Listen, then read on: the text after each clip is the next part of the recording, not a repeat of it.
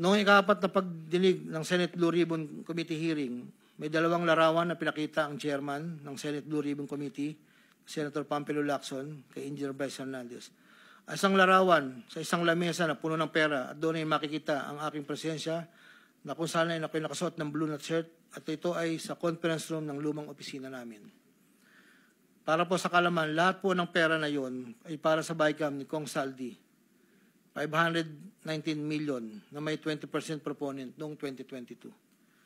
Ito po ay galing sa iba't ibang mga kontraktor na nakuha ng mga proyektong naipababa ni Congressman Saldi. Ang pangalawang larawan naman po ng pera na nakasalansan sa isang bilyaran ay para sa proponent ng 2023 na 5.79 billion na dadalhin namin kay Kong Saldi na sa aking pagkaalala ay nagkakalaga ng 579 bilang 10% advance payment.